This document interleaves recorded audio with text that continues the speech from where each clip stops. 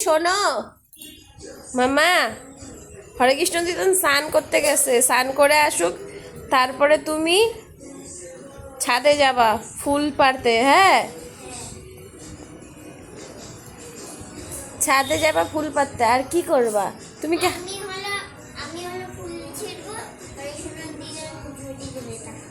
ও আচ্ছা আচ্ছা, হাতটায় কি হয়েছে? ও আচ্ছা, তা বুড়িদের মতন হাঁটছো তো, তাই ভাবতেছি কি ব্যাপার। এখন তো ছাদে যায়ও না, জামাটা উঠে আছে, একটু ঠিক করো, সিধা করো। বাইরে যাই কি করবা গো?